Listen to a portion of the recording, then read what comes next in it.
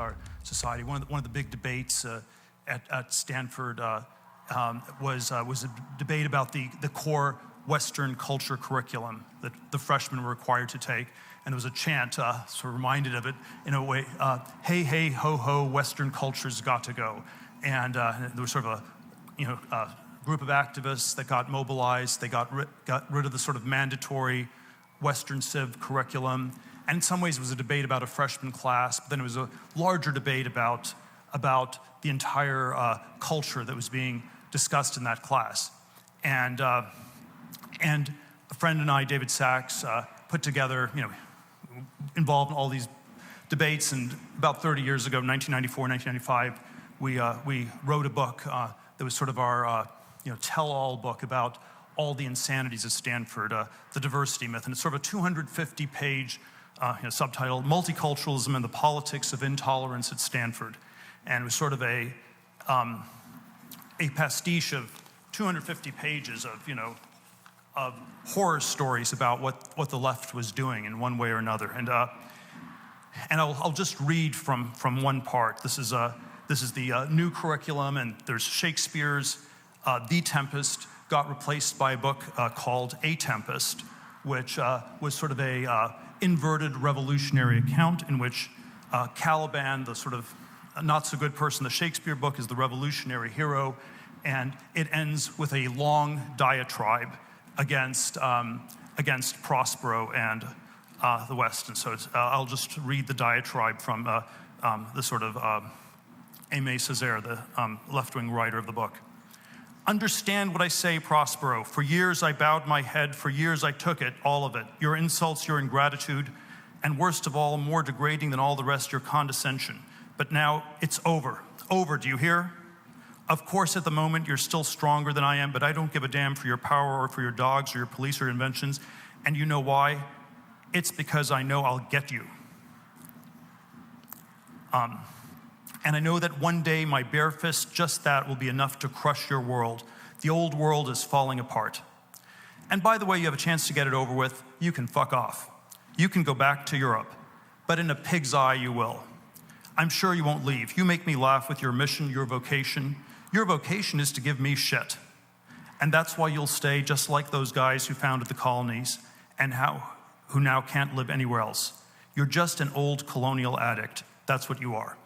And then we sort of go on like this for 250 pages, and the conceit is that we're speaking truth to power, and that if you just sort of expose what's going on, that is enough to somehow change these debates. And of course, there's a wrapper we put around this, which seemed a little bit contrived in 1995, but it was sort of that.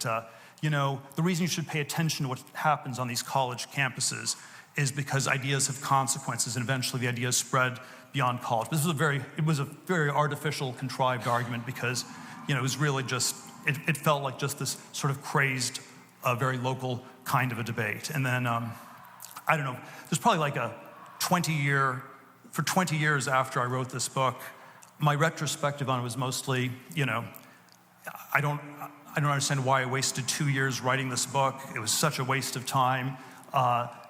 And then, the last decade or so, I feel better about it in the sort of Cassandra-like prophetic sense, where, you have some sort of prophecy of doom, and I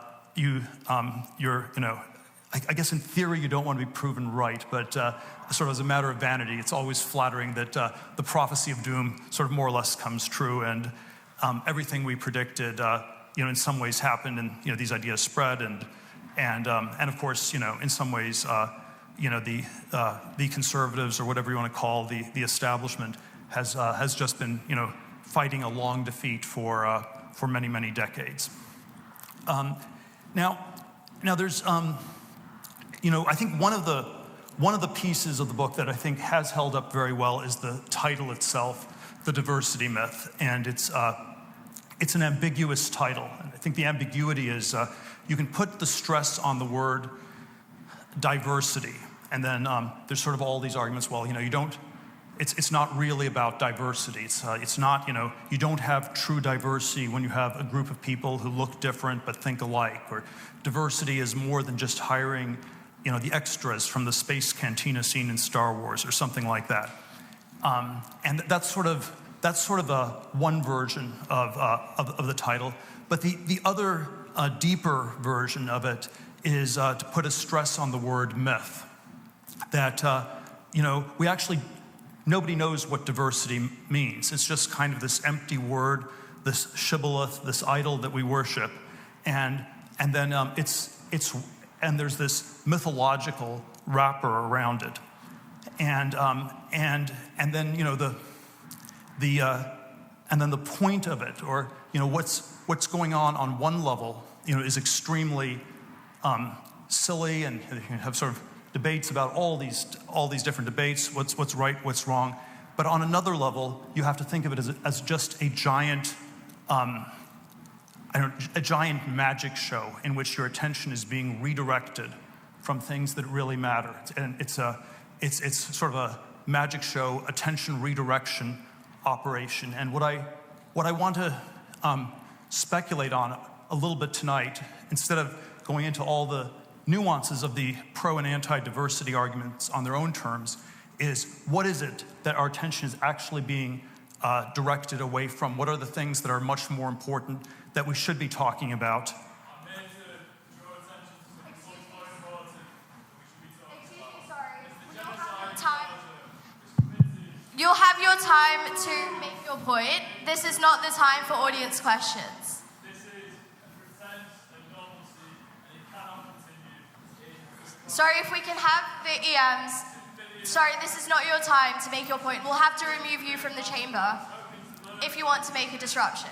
The only lesson this man can offer is the fact that moral qualms do not go with venture capital. Am I supposed to be shouting you down? What do you want me to do? Do you want to be victimized by me? Women in this room, this man thinks very little of you, EP, and your rights. Sorry, if you want to make your points, you'll have the time to do that in your audience Q&A. His hypocrisy, militarism, is a complete nonsense.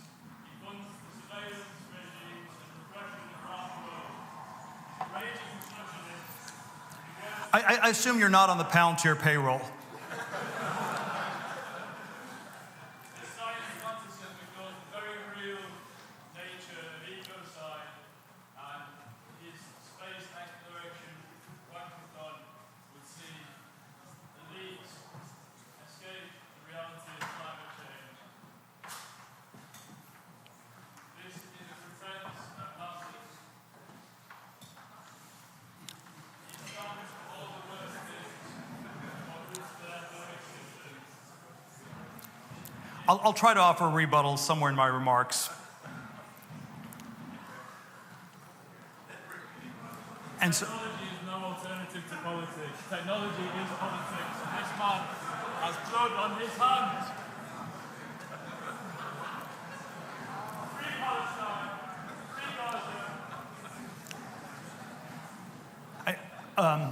well, I will sort of get to it by and by, but the 30-second rebuttal, and why I was wondering whether the gentleman who was just for some reason escorted out of the room, whether he was working for Palantir, is that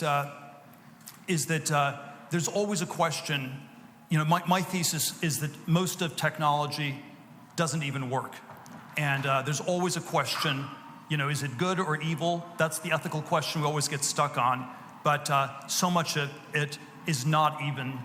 It doesn't even work. It's simply bad. It's fake, fraudulent, bad, and so. By that man protesting, I assume the Palantir technology at least works. He's not protesting IBM. He's not protesting Lockheed, Raytheon, all the vaporware providers. And so, if you're evil, you're at least not bad. You're not incompetent. And in a world that's full of total incompetence, you're even kind of good. But let's. I'll try to get back to that point in some ways. So I don't know, there sort of are a range of things these campus debates distract us from. Probably the first big one that I would submit, it always distracts us from, are just questions of economics. And if you wanted a libertarian or even a Marxist critique of identity politics, DEI, multiculturalism, etc., is that it's strangely not focused on these economic questions. And when we are, there sort of are all these strange ways that the economy has not worked that well for 40 or 50 years. There are reasons for people to be frustrated. The frustration, often gets misdirected. But it is sort of this very deep question of what has gone wrong in all these different economic spheres. And when you focus on categories like race or gender or all these other identity categories, a Marxist critique would be you're not focused on class, you're not focused on the nuts and bolts of the economy. That if Rosa Luxemburg, the Marxist theorist of the early 20th century, if she were here, she would be telling you that gentleman or anybody who is not focused on the economy is simply a member of the reactionary class. That a diversity officer at a university is roughly, it's roughly in the same. You're still actually part of a very corrupt capitalist racket, and you're sort of in roughly the same category as a bank robber or a prostitute. You're sort of a part of this very, very dysfunctional system. And certainly one of the kinds, and again, even the economy is sort of an abstraction. I always think the more concrete economic thing to try to focus on are things like housing, real estate. I'm always very partial to the theories of Henry George, the late 19th century economist who was considered socialist in the late 19th century. In the early 21st century, is considered libertarian, sort of a symptom of how much our societies have changed in some ways. But the rough thesis is that the single thing you need to always pay attention to in an economy is distortions around land use, property, and if you're not careful, you end up with a sort of runaway effect in which the people who are the winners are not the technologists or various people, but people who sort of won the housing lottery in one way or another, and that this leads to sort of a lot of very strange dynamics. And if one were to think of a university dynamic, all right, I think you're not going to say anything new here, so. Sorry, if you want to make your point, you can do that during audience questions. Otherwise, we'll have to remove you from the chamber.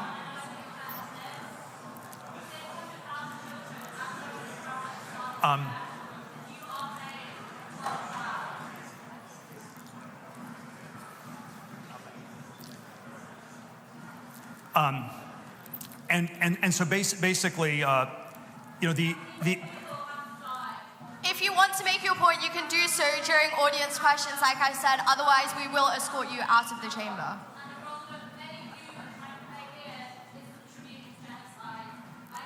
Like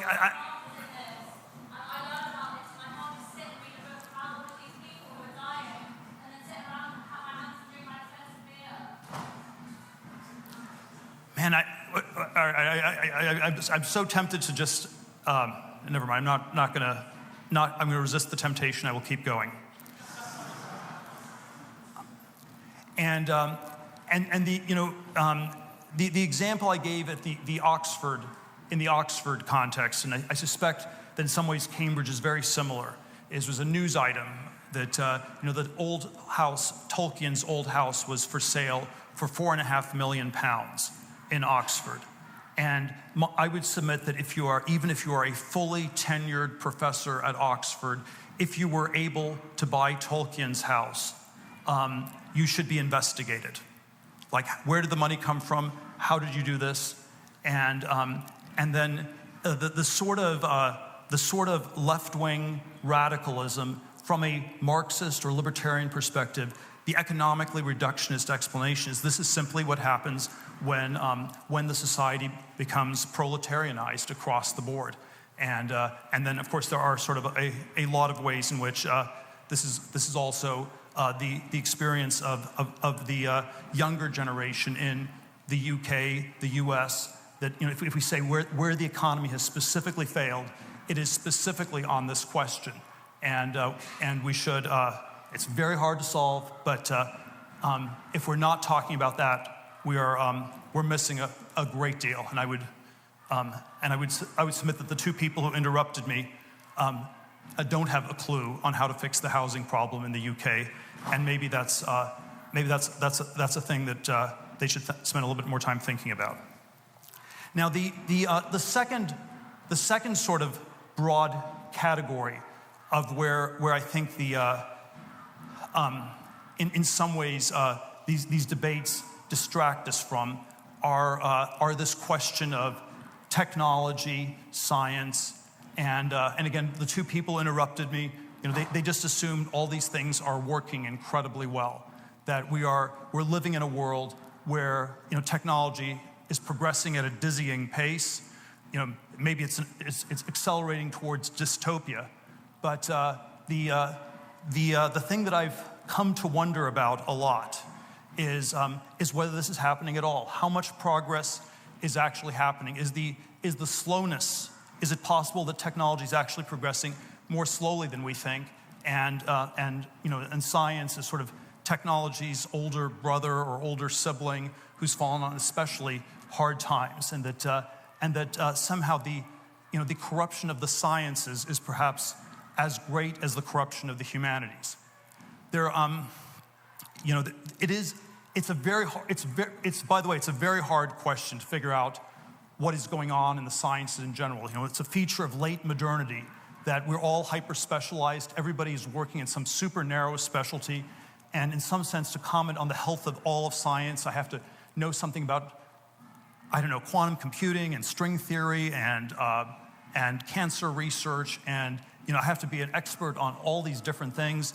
And probably nobody since Goethe had, in the 18th century, had a handle on everything. And then the suspicion, of course, is that if you can't know what's going on all these things, and you have ever narrower groups of guardians guarding themselves, and the cancer researchers tell us they're going to cure cancer in 5 years, and they've been telling us this for the last 50 years, and the string theory people tell us they're the smartest people in the universe, but they somehow, it's been sort of a degenerating research program for quite some time. It's very, very hard to evaluate, even though one suspects that the enterprise is deeply corrupt. There was in the American context, we had this sort of dramatic, I would say, tale of two different universities with university presidents getting fired in the last year, and the very dramatic one was the Harvard president Claudine Gay, was sort of the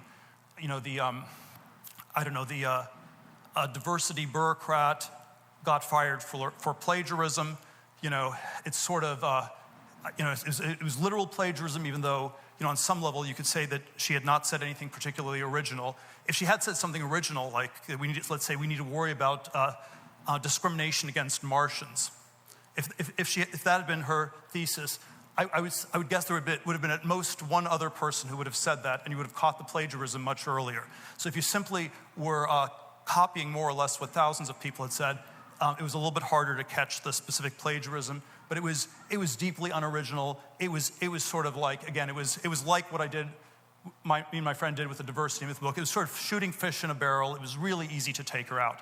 And then the parallel story, in a way, was the Stanford University president, Mark Tessier-Levine, who is a neuroscientist, and it's a complicated story, but it was basically the key papers he had written had all this sort of falsified, semi-fraudulent science, and on some level had absconded with tens of millions of dollars of government grant money, and that was also a tale of very deep university corruption. But it's one that's extremely hard to understand. It's one people were not focused on, and somehow in my telling, these are at least two different sides of the coin, and we need to sort of find a way to talk about both. And it's very, very hard to do the science version of this. One of my good friends was a physics PhD student in the late 90s, and he worked for this professor at Stanford, Bob Laughlin, who in 1998 gets a Nobel Prize in physics.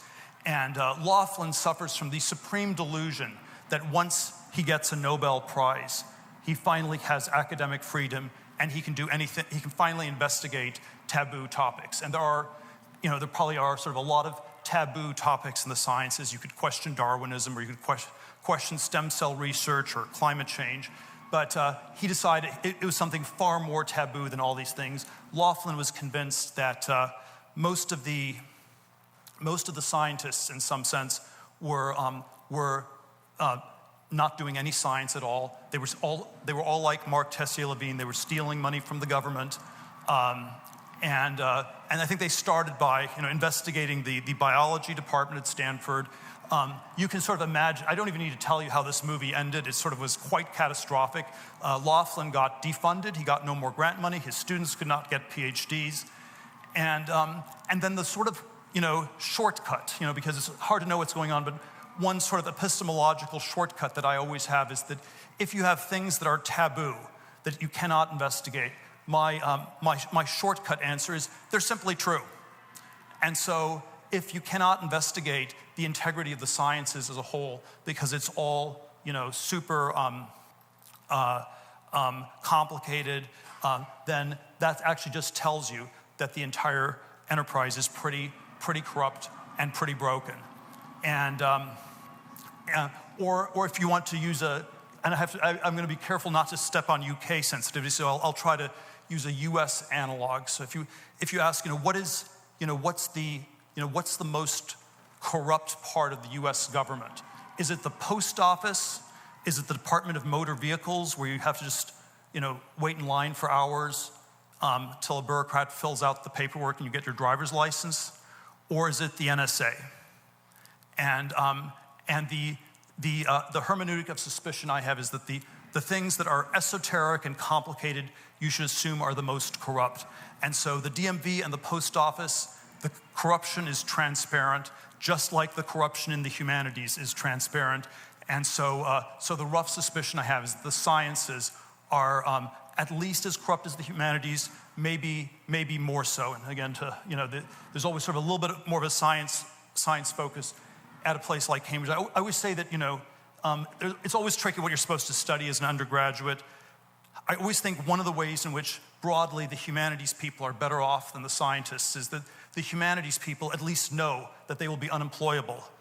And then whereas these, it takes a scientist to be deluded into believing that they will be taken care of by the natural goodness of the universe, or something like this. Or if you frame this as a debate, I always think there are basically two kinds of debate techniques one can use if you're going after an opponent. And you can go after your opponent at the weakest point, and the weakest point are all the ridiculousness in the humanities. Everybody can see that the book I quoted from is not quite as good as Shakespeare. And that's at the weakest point, you're likely to get maybe a tactical win. But if you go after your opponent at the strongest point and you win, it's game, set, match. And that's why I always think we should call out the sciences a little bit more as well, and that something has gone very wrong in most of these areas. I think there's progress around computers, internet, the world of bits, but it's this narrow cone of progress.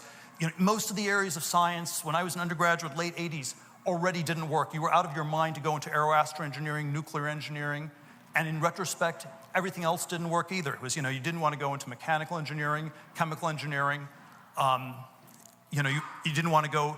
Electrical engineering sort of barely worked, although by 1995 it was clearly worse than computer science. And computer science was, it was this fake major in the 80s. Right, it was normally, this is again sort of this linguistic riff, but whenever people put the word, I'm in favor of science, but I'm not in favor of science in quotes. So whenever people call something science, you know it isn't. So political science isn't science, social science isn't science, climate science isn't science. It's a tell that people are suffering from an inferiority complex. We don't call it chemical science or physical science because those are real. And computer science, it was this very silly major in the 1980s that people who were not good at math or physics or electrical engineering flunked out into. And it was sort of a symptom of this inferiority complex. So it did work, but it's sort of more commentary on this extremely strange world where so little else worked. There's always this broad question: why this stagnation? Which I date back all the way to the 1970s, that we've had this period of slowed growth, reduced expectations for the younger generation. Even the definition of technology. In a way, technology is always defined in a circular way. Technology is that which is accelerating. But if you think about what it refers to, I was born in 1967. In 1967, technology would have meant computers, but also medicine and rockets and supersonic aviation and the green revolution in agriculture. And it meant, this wide area of different things. And where I always have to be careful is I'm sort of using technology in this slightly retro way. But if you use technology in 2024, it mostly means just information technology, just this narrow set of things around computer science. And doesn't the narrowing of the definition of technology tell us that something's gone very, very, very, very wrong in this discipline? There are probably one other sort of digression on this in terms of the history of the last 50 years. It still is remarkable that it's taken this long for people to figure out that something is really broken. And I think one way to think about it is that there were these one-time fixes that did not involve innovation, that did not involve intensive progress, that did not involve innovation or doing more with less. And there was sort of a center-right Reagan-Thatcher one in the 80s, and there was sort of a Clinton-Blair late 90s, 2000s version. The 80s version was, there was a one-time fix to stagnation by leaning very aggressively into capitalism. And it worked. I believe it was the right thing to do in the 1980s, but it was not a permanent, eternal truth. If you cut tax rates from 70 to 28%, you'll unlock some significant growth, but you can't repeat that. You can't keep cutting taxes in a similar way. Or if you aggressively reorganize all the corporations like they did in the US and to some extent the UK in the 1980s, and you fire all these people and you have all these sort of mergers and acquisitions, that can work one time, but eventually the corporations get reorganized and you don't get compounding growth out of this. Even McKinsey was a real thing in 1985. And it was not yet this totally fraudulent racket that it became later. And then I would say probably the virtue of the right, of the Tory side, of the Republican side in the U.S. is there's at least some kind of awareness that we can't quite go back to the 1980s. There was a 50-day detour with Liz Truss in the UK, and I probably like her the best of the last five Tory prime ministers, but even I have to acknowledge that somehow this sort of detour to the 1980s didn't quite work.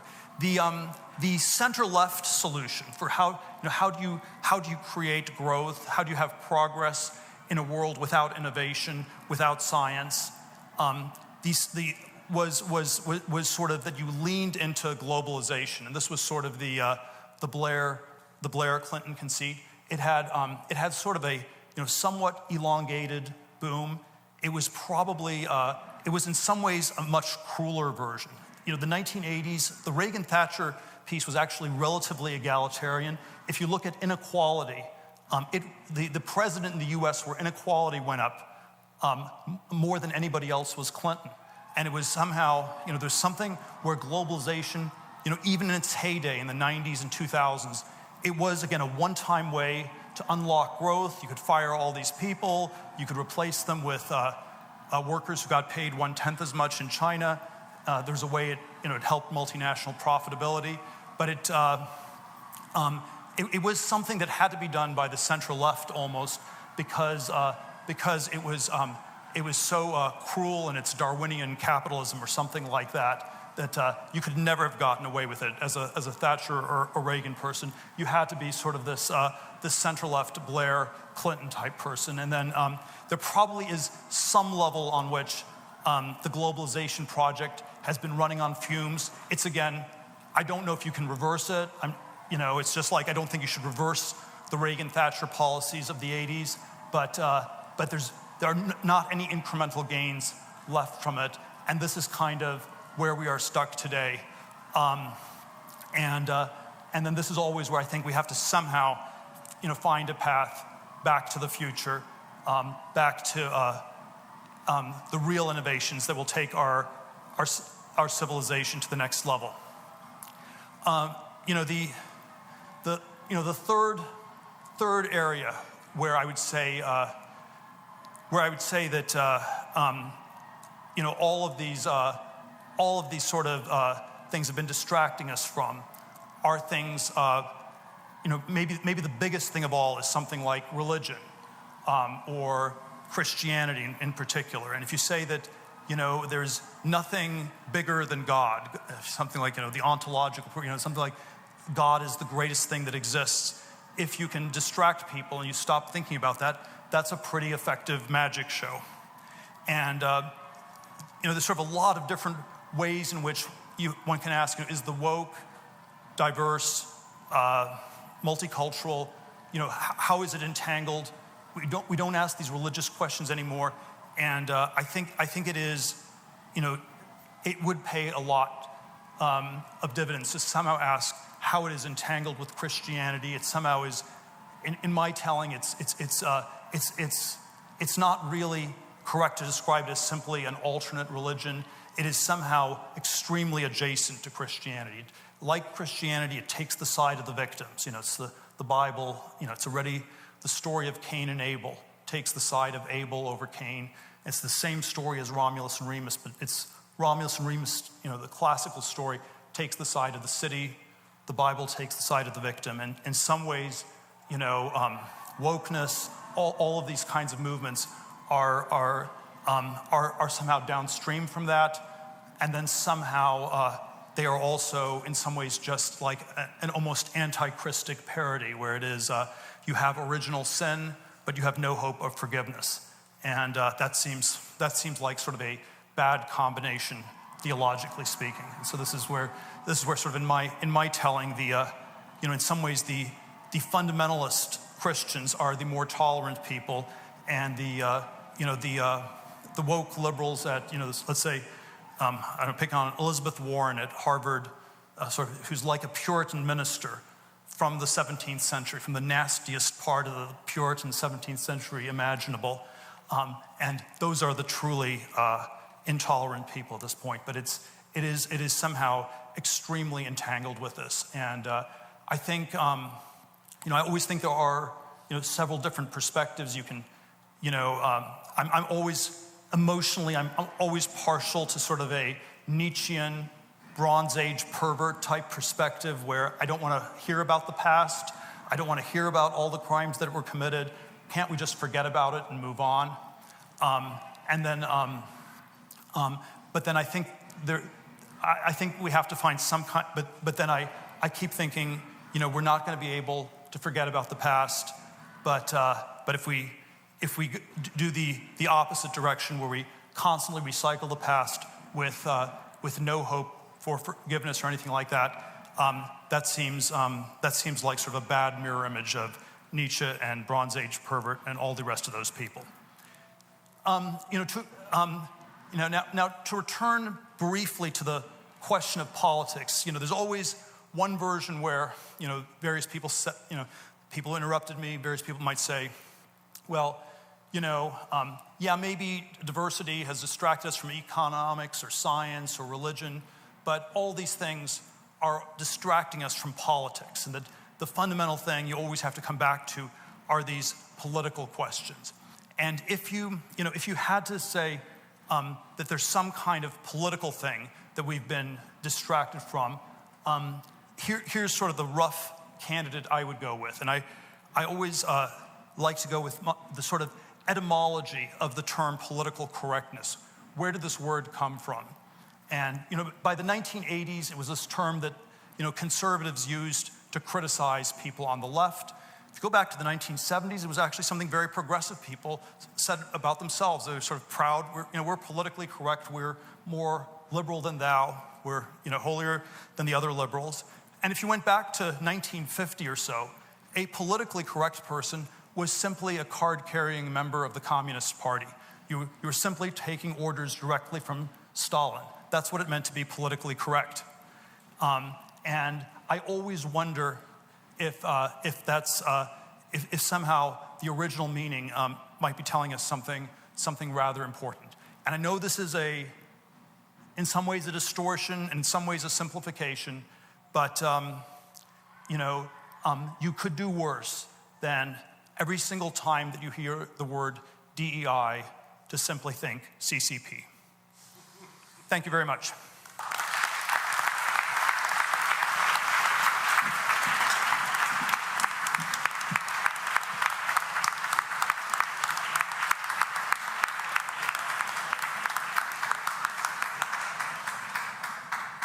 Thank you so much, Peter. And just as a reminder to the audience, you will have time at the end to ask questions. What we're now going to do is there'll be some time where I will ask some questions of Peter, and then it will be over to you to ask some questions. But firstly, I think I want to touch on some of what you started to talk about in your speech at the beginning. And you started by discussing how universities and science, and one of the biggest issues with them was the idea that they had become about setting a fixed set of dogma upon students and within the discipline. And when you look at how big science universities have become a part of our life, what do you think the solution to that is about the fact that they do instill dogma? Wow, this is, again, man, do we have all evening, or how do we? Yes, I think that's true, and that's certainly a concern I have. I always think that one has to a little bit like steelman it a little bit, and at least understand, why there's this tendency towards excessive dogmatism in the universities, and I would say in particular in the sciences. And my one idea sort of in the philosophy of science, what is science? And it's something that is engaged in a two-front war against excess dogmatism and excess skepticism. If you're too dogmatic, you can't be a scientist. If you're too skeptical, if I don't believe you're sitting here, that also probably makes it bad to be a scientist. And the early modern scientists, 17th, 18th century, probably, a lot, it was more on the anti-dogmatic side against sort of, the decayed Aristotelianism of the Catholic Church, or of medieval scholasticism, or things like that. And then there's some point at which this history changed quite a bit. And I think if you read a book for a 5-year-old, it still describes a scientist in these 17th or 18th century terms, where a scientist is somebody who thinks for herself and who, somehow looks at the world in wonder, with fresh new eyes, and things like this. This is not the experience of, let's say, a graduate student in the sciences, where you are just sort of like, an indentured servant at best. You're sort of a robot in this giant machine. You're a small cog in a big machine, and your future is to become an ever smaller cog in an ever bigger machine. And so there's something about the balance that's gone very, very wrong. And so there are all these places where the scientific establishment pushes back against excess skepticism. We don't want climate skeptics. We don't want vaccine skeptics. We don't want Darwin skeptics. There are all these places where you're not supposed to be skeptical. And the question I will just leave for you is, give me one place where the science establishment thinks that the scientists are too dogmatic. And I submit there is no place where they think the scientists are too dogmatic. And that itself is a tell that we are way in the wrong zone, and we've somehow lost the thread. And touching on the second part of that about universities, right, and the role that science plays in universities. So you've done a lot of work with the Thiel Foundation about getting young people to rethink their careers outside of a traditional university education. And going on from that, from your opinion, what do you think is the impact that young people can have outside of a traditional university education? Are there any particular areas that we need to divest and divert young people into, aside from the traditional university degree? Man, I always feel very bad giving advice here. This is probably the wrong context for me to tell people not to go to university. It is, so I'm not going to fall for that trap. It is, and then I always feel there are ways in which I suffered from many of these, delusions, mistakes myself, so I'm not necessarily the right person to give advice. I was in the 80s, early 90s, I was always just this hyper-tracked kid. My 8th grade junior high school yearbook, my best friend wrote in, I know you're going to go to Stanford in 4 years. And 4 years later, I went to Stanford, and then I went to Stanford Law School, and then I ended up at an elite law firm in Manhattan, where I lasted for 7 months and 3 days. And from the outside, it was a place where everybody wanted to get in, and on the inside, it was a place where everybody wanted to get out. And I sort of somehow was self-aware enough of the insanity of all of it that I had a real quarter-life crisis in my mid-20s, and I did not have as much of a midlife crisis later as most of the rest of my classmates did. But so there's some kind of way that all of these tracked status things are very dangerous. I don't know what you do instead, but that is what has been so catastrophic, so misleading. There's some way that I think the 2008 global financial crisis, what it meant culturally for millennial kids, which is sort of an older generation at this point, but it was somehow the tracks broke down, and there was a need to rethink this. In the US, the rethinking pushed people towards tech. In Europe, I think there was sort of much less rethinking. UK somewhere between Europe and the US. But if I had to give some kind of programmatic advice of what people should do, and again, this is very simplified and reductionist, it is everything should be about programming and deprogramming. You should learn how to program computers, because that way you'll be employable, and you should be deprogrammed as humans. And if you're engaged in an activity where you're not doing one of those two, you're probably wasting your time. I think that's very good advice. But so I want to go back a bit and touch a bit about what you said on the idea of dogma and a fixed set of dogma, and then tie that with what you said about the rise of technology in the US. I think, obviously, there's a lot that's said about free speech today and the state of free speech today. And I think one of the issues that a lot of people would say that affects free speech, aside from a fixed set of dogma being imposed upon people, is the rise of technological mass surveillance. So you essentially kind of have, with the rise of tech companies, governments that are able to use technology to survey their citizens. So you have that. An example of that would be the Modi government in India with the recent elections and the way that they use technology to survey their citizens. And given the context in the ways that technology is then used by governments against citizens, I'm curious as to what you think the social responsibilities, if any, are of technological companies that produce these technologies. Well, they should push back against it. It's not always that easy for the companies to do this. They are often quite downstream from the governments. I was on the board of Facebook for something like 18 years, and my defense of Facebook, Meta, as it's now called, is that if there's always this very difficult balance you had to strike between stopping hate speech and censoring,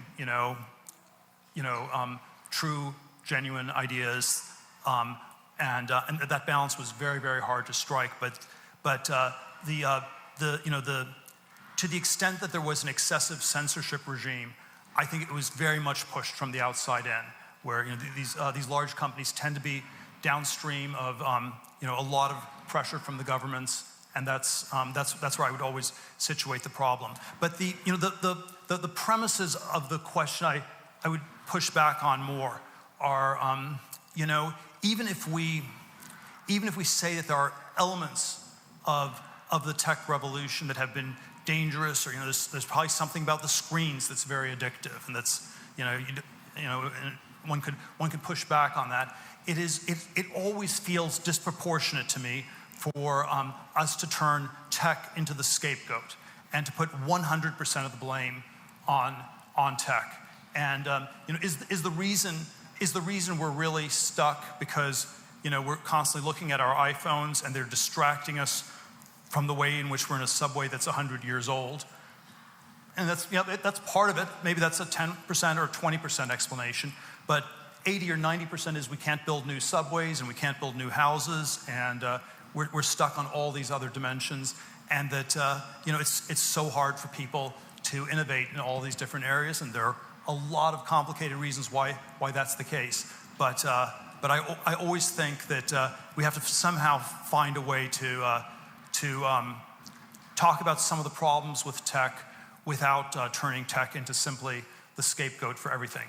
And I want to touch on that really briefly, the idea of turning tech into the scapegoat in many situations, and the balance between governments and tech. So I think in the case of Palantir specifically, I think when I was doing research online, a lot of the criticisms that people want to make about Palantir is the idea that the technology that Palantir produces is used to crack down on individual liberty. So often the examples that people use to make this criticism is the idea of the example of policing departments across the US, or even with the protests outside the contracts with the IDF. And how do you, in your position and as involved in Palantir, how do you navigate that balance between governments and technology? Man, you always, you think about it. We have very vigorous debates inside Palantir about all of these things. I personally I think of myself as a fairly strong civil libertarian. I think that the genesis of Palantir was sort of in the aftermath of 9/11, and my political theory on it at the time, which I still stick with, was that we had a doing more with more versus doing less with less, and you could have more security with more civil liberty restrictions, which was, let's say, the Dick Cheney version of the debate, and then there was like an American Civil Liberties Union. You have a less heavy-handed approach, but you'll allow more terrorists and more terrorism to happen, and the technological answer, if the technology is real, is always you have to find a way to do more with less, to have more security with fewer infractions on civil liberty. And I don't know, the emotional reaction I had was, every time I went to an airport and had to take off my shoe, that felt like an incredible infraction. And how likely was it that there was going to be another shoe bomber that was going to explode the plane? And it was like this one crazy shoe bomber managed to reorient our whole society. And if we're limited to these Luddite low-tech solutions, you're going to have it's going to end up being very heavy-handed. So the hope was that you could find something that's somewhere in between. Obviously, the surveillance works in a lot of different ways. Where if you have a computerized approach, there is also, at the end of the day, there's probably some track record of what people in government are doing, and the hope is that this ultimately means that it limits the kinds of things you can do. You can't, you can do the really egregious violations on the government side happen when nobody knows what's going on. So, are you better off as an Islamic terrorist in Guantanamo, or as a suspected cop killer in New York City? And there were a few years they were out of control in Guantanamo. By 2005, the lawyers and the inmates had more or less taken it over. And but if you're a suspected cop killer in Manhattan, they'll just find a way to do it off the books and shoot you. And speaking there and touching on the egregious government violations, what we have seen more broadly in the United States is that the government seems to be posing a challenge to the rise of technological development and technological entrepreneurialism. And some would call this an example of government outreach. So the cases that I'd be referring to would be the recent bills about TikTok, as well as government bills about AI generative models. And in your opinion, where do you think the government action into technological development extends into the line of overreach and reaches into actually stifling technological entrepreneurialism? Well, I don't know. I don't want to give simply a sort of a doctrinaire, libertarian, classically liberal answer, but in my telling, it's in practice, it's almost always overreach. In practice, I don't think that no government is the answer, but I think in practice, I would always turn the dial back the other way, and then we have very complicated debates about all of the specific verticals one could have. So I think I think nuclear power has dangers attached with it, but surely the extremely heavy-handed regulation where we cannot design any kinds of new nuclear reactors ever has some very high costs, especially if we're concerned about climate change and things like that, and we don't want to simply have the Greta policy of everyone riding a bicycle, and then if we went through the AI debates, there is a lot of dangerous potential in these technologies, and one of the points I've tried to make to Sam Altman and all the various pro-AI people in Silicon Valley is that there is a way that, if I scored it as a debate, I think the effective altruists, all these, the Luddites, the effective altruists, they've been winning the debates, and they have been pretty good at scaring people, and you can't oppose them by just telling a naive cornucopian theory of the technology. But the thing that I would worry about is that a government that's powerful enough to stop something like AI, man, that has to be it has to have some sort of global totalitarian character, and that seems really, really scary to me. So one of the big organizations that's probably been fighting OpenAI on the governmental side is the RAND Corporation in Southern California, which is sort of this public-private thing that very focused on sort of a variety of national security issues.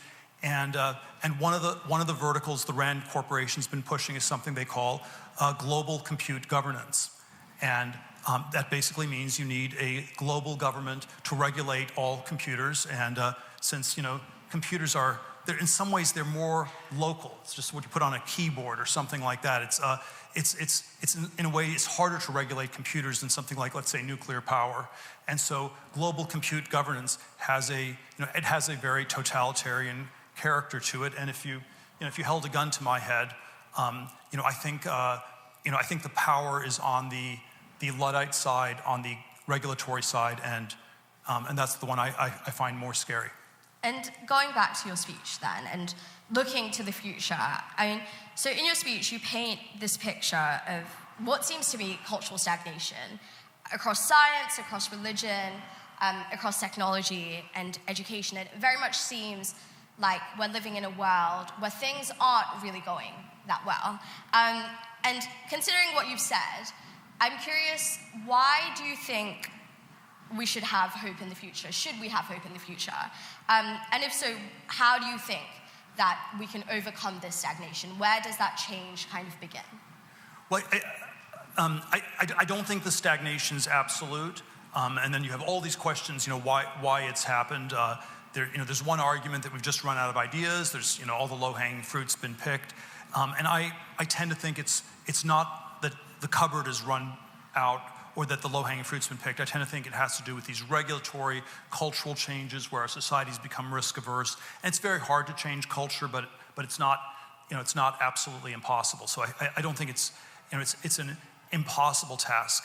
I'm always a little bit, however, against, let's say, simple optimism or something like this. And in some ways, I don't want people to be extremely optimistic as a corrective to the extreme pessimism that people have. Because I always think that in some ways extreme optimism and extreme pessimism are very similar. Extreme pessimism tells you there's nothing you can do. Extreme optimism tells you there's nothing you need to do. You just, other people are going to build the future. You can just sit back and eat some popcorn and watch the movie of the future unfold. And so both extreme optimism and extreme pessimism converge on sort of laziness. And I want to have sort of a more, my preference would be for a somewhat more nuanced thing. There are things that are scary about it. There are things that are very dangerous about our world. There's some path forward, but we are most likely to succeed if we don't think of it in these, probabilistic things, and if we take some agency and if we try to make a difference, and if you want to, if you want to predict the future, you should try to build it. And speaking of the future and extreme pessimism or optimism, depending on how you look at it, and turning over to British politics and the UK. So when you look at the current state of the British political scene, it very much seems like conservatism and the right are becoming increasingly unpopular. So in the UK, polling in February by the Financial Times showed that only 1 in 10 people under 40 will vote Conservative at the next election. In the local elections that we just had, the Conservatives lost about half of the seats they were defending. And with the general election coming up, some national polls are showing Labour leading by about as much as 20 points. And considering what you've said about cultural change and the way forward for politics and the way forward for the way that we interact with politics, what do you think the Conservative Party in the UK, and political parties more broadly as well in the UK, need to do differently heading into the general election to perhaps bring about the kind of cultural change that you mentioned? Well, I don't know. I certainly think that, I don't want to be extremely pessimistic. This is probably one place I would be inclined to think that, the die is rather cast at this point, and that in some sense there have been, many decades of, somewhat misdirected decisions. There are all these things that I would, there's all this advice I would give. There are all these, conservative politicians I've talked to over the years. It's very difficult. You can't convince them of anything. They were wrong about China. They're confused on immigration. They're clueless on technology. So there's sort of all these ways I can say that the interactions were not particularly hopeful that I had in the past. And I don't know. If you want to, I don't know. This is probably too violent a suggestion for the milquetoast British people here, but if the Tories want to win, they should just throw every real estate broker and person who makes money in real estate out of their party, and then that's and then there's a complicated history with the real estate policy where you didn't create new housing, and it was a way for older people. Property-owning older people to save for the retirement because the property prices went up, and then eventually you had a lot of immigration, and you sold the property to non-British people, and you gradually sold off the family silverware, and the younger generation was disinherited, but it kind of sort of worked and held things together for many decades, and one day you wake up and here you are. And it's very hard to have this reset. But yeah, it's just the housing conversation that I've had with. It's sort of like they can't do anything, and people will acknowledge, yes, there's a problem, but they have all these older voters that like their houses and don't want anything new to be built. And my prediction is until they're able to do something about that, I don't think I wouldn't say that Starmer deserves to win, but I do think the Tories deserve to lose.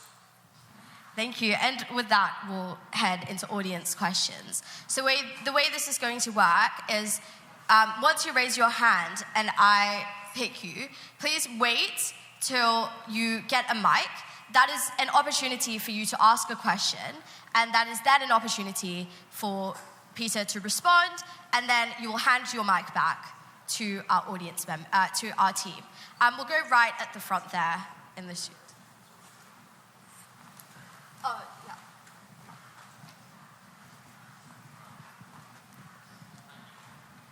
Thank you. So, hello? Okay, hi. So thank you, firstly, thank you very much for coming to speak to us today. It was fantastic to listen to. So my question is regarding the upcoming presidential elections. You mentioned you wouldn't be supporting Donald Trump. Would that change if he selected J.D. Vance as his vice presidential candidate? Man, I'm always tempted to go back. I am so determined to try to stay out of it, but I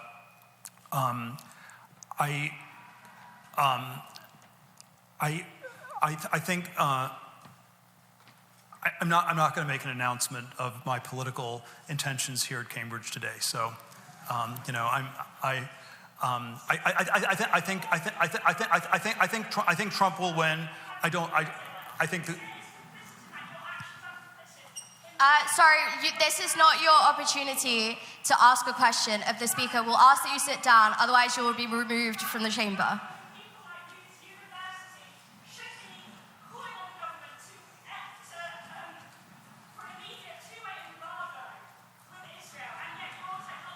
As I said, the more time you're spending, it's the less time for other members to ask questions. So you will be escorted out of the chamber if you don't sit down, please.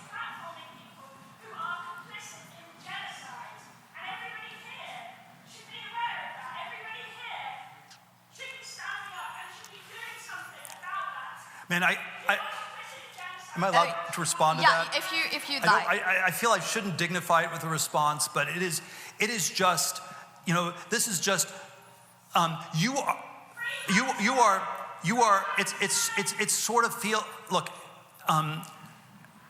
it sort of feels like the pot calling the kettle black, or people in glass houses shouldn't throw rocks, but, in my telling, the only genocidal thing there is Hamas, and they didn't kill every last Jewish person in Israel, but it wasn't for lack of desire to do so. They wanted to kill every last Jewish person, and they just did not have the means to do it. And so, if one element of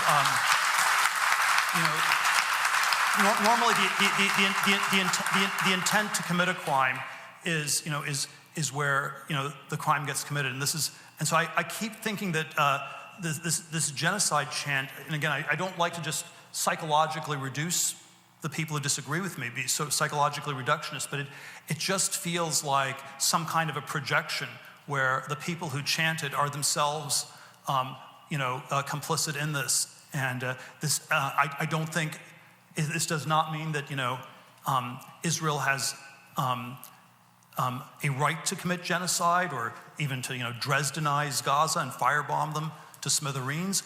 I don't think Israel is doing that, but I do think the sort of extreme nature of the context puts me in a place where I'm more on the pro-Israel side, and I think Israel should have fairly broad latitude to do what it deems right and necessary.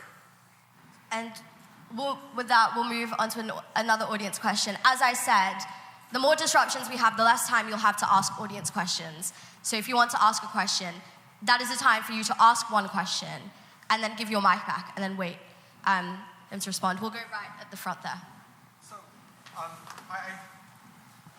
I completely I think a lot of people in this room, and a lot of people who sort of have had their views change over the past couple of months, will have started on the 7th of October, will have been absolutely horrified by, I think, what you rightly call an act of genocide, but then over the past couple of months will have increasingly been sort of falling into despair, also falling into horror, and sort of, for example, 30,000, it's getting to the point where it's 30,000 dead, most of them are civilians.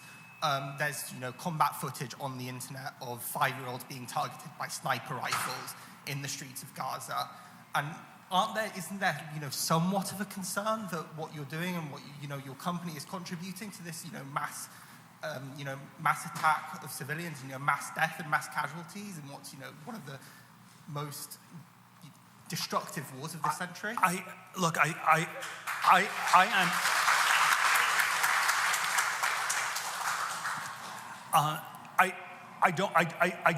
don't know what your alternative is, and it is I don't know. We're at the 30th. In practice, I don't think the alternative is to simply let Hamas run things. And the fake alternative that I think people can only imagine to be real in as decoupled from reality and environment as this is something like it should be run by the United Nations or some international lawyers committee or something like this.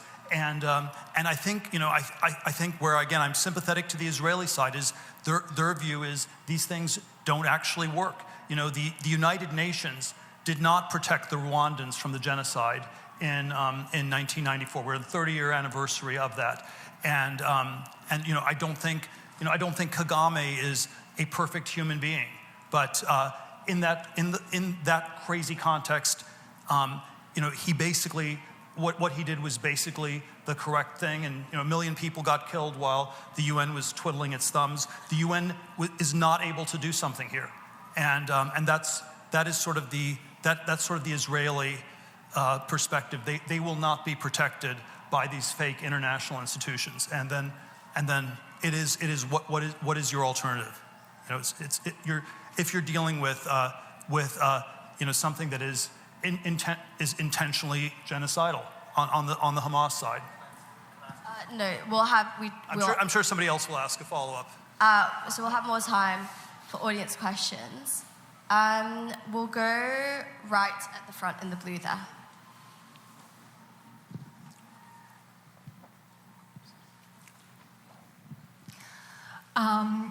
So what do you think about the use of artificial intelligence or lavender by the IDF in identifying Hamas targets? And secondly, do you agree with Elon Musk about that the population decline is a risk for humanity?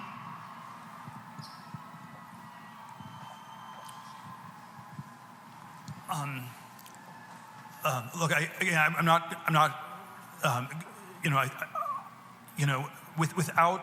without going into all the I'm not on top of all the details of what's going on in Israel because my bias is to defer to Israel. It's not for us to second guess everything, and I believe that broadly the IDF gets to decide what it wants to do, and that they're broadly in the right, and that's sort of the perspective I come back to. And if I fall into the trap of arguing you on every detailed point, I would actually be conceding the broader issue that the Middle East should be micromanaged from Cambridge, and I think that's just simply absurd. And so I'm not going to concede that point. And then what was the other?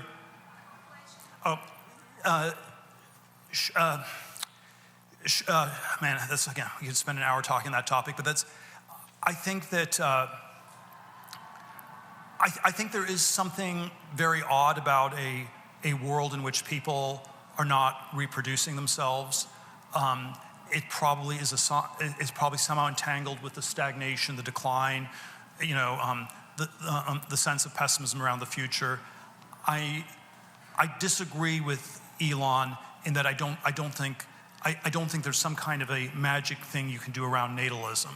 And so yes, if you got women to have more children, that would somehow be correlated with solving all these problems. But the fact that people are not reproducing in all 50 states, the US, the fertility rates are below 2.1. They're low in Italy, they're low in South Korea, they're low in Iran. The fact that it's this universal conserved phenomenon tells you that it's something very deep about late modernity, and there's probably no magic bullet solution. We'll have time for 2 more audience questions. So we will go in the black with the glasses. There.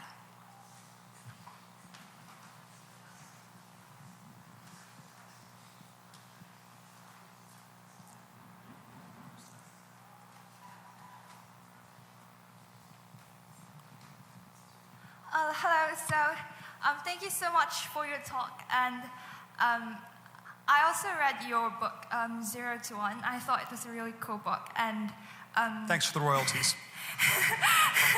and what I want to ask was, because it's also related to your talk, is because you had this chapter about where you mentioned how a lot of people have tendency these days to think in terms of like indefinite optimism, and especially like when it comes to biotech startups. Like when you even had this table like comparing biotech startups to software startups, and how like biotech startups face a lot of challenges, such as like how much you have to invest in R&D and the heavy regulations, and how like biology is not like artificial or something you can engineer just like software. And I was wondering if, because you wrote this book, I think was it in 2014, and I was wondering if you still think these challenges apply to biotech startups today, and if so, what are the ways by which we can overcome these hurdles? And aside from this, a follow-up question to that is, because I also attended Sam Altman's talk last year in November, and I thought he was also a really cool guy. And I was wondering if, with like AI, do you think that the progress of innovation when it comes to like biology and life sciences, and also the other sciences, like what you mentioned, do you think it will accelerate progress in these fields, especially when compared to technology, and or is there something more fundamental that we have to change? I'm really sorry. All right. I think I got the question. And I think, look, I think there always are sort of 2 different hats that I have. One is as a general observer of what's going on in our world, and that's the main capacity in which I spoke tonight. And then another one is as a narrow investor that's trying to invest in these specific companies. And so I think I think on some level the way in which biotech is broadly stalled, in which it's extremely hard to get these companies to work, it's somehow true. I've tried investing in many of them over the years. It's been much harder than tech. There are all these things that kind of go wrong. It's on some level it seems at least as important for our society, for our welfare as human beings, to make progress, to improve in these biotech areas, and then it's much easier said than done. And there's no simple magic formula, and it's extremely regulated. There are ways it's very hard. There are ways in which culturally these companies get set up in an unhealthy way, where at some point people internalize a kind of nihilism about the future. They don't know what works. They don't believe anything works. Everyone is just a part-time consultant, and it sort of becomes a negative self-fulfilling prophecy. And then it's not that easy to correct for that. If you correct and say, well, I want to only invest in companies in which people really believe, then you're either investing in nihilist consultants, or you turn the dial too much and you go into a crazy cult. And that's probably also not always the best for financial returns, or even for getting things to work. And so yeah, there's sort of there's a set of very deep challenges around these. The place where I'm I guess not wildly optimistic, but always hopeful, is I think there are always things to do at the margins. There always are. You have to always ask questions. What can you do? What has not been done? why you probably don't want to try doing something that 100 people have already tried, and so I'm always inclined to ask, why are there some blind spots, where there's some areas where people have not looked, and this is always why one of the questions I asked at the start of my book is this interview question. Tell me something that's true that very few people agree with you on, or that nobody agrees with you on. And there's one type of answer where the answer is something that's like extremely hard to figure out truth. It takes an IQ of 200, like it's some new, you solved Fermat's last theorem. It's some Herculean super genius thing that only one person in the world can do. But then the other kind of answer is one that for some reason is socially awkward. There's some kind of politically correct blind spot, and my intuition is there are quite a lot of things in that second category. And that's, by the way, that's why most of the time if you tell people an interview question in advance, it's a bad idea, because they can game it and they can come up with ways to come up with fake answers. And this is why it's an unusually good question, if I do say so myself, because it can't be gamed. And I just described to you all the dynamics to it, but if I ask you the question in a one-on-one interview, it will still be very hard to answer, because you have to tell me something that I'll be offended by most likely, and you don't want to say that. We'll have time for one very quick question, and this will be the last question of the evening. We will go right there in the black jacket. Yeah. Me or? The one with the green, sorry. Yeah, no, one. Yeah. Sorry. The one right in front of me. Okay, thanks. Scarcity of question. Thank you. So Palantir released a quarterly report a couple of days ago, and there is something that lots of investors waited for quite some time, namely the growth of commercial revenue. And in this regard, I have a question. There is a lot of mystery around what Palantir is doing, and my question is, what exactly Palantir does? Because when it comes, let's take a different question. I really don't want to do corporate propaganda, and I probably will violate some securities law if I do. Okay, so thanks so much for coming. You spoke a little bit about the varying qualities of scientists and their ability to kind of balance skepticism, dogmatism. Of all the scientists who have ever lived, which one do you admire the most?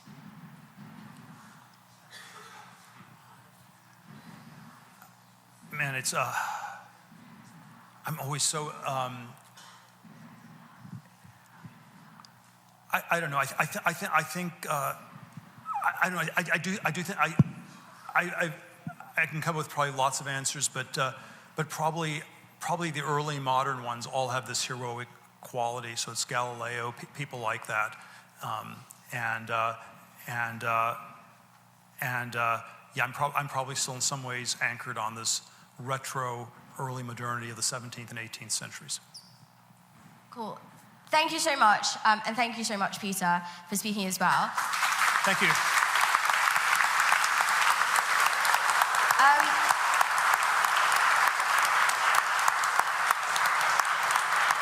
Could I please ask that you all stay seated while we leave the chamber, and then we will let you know when you're allowed to leave. So please stay seated until we leave fast. Thank you.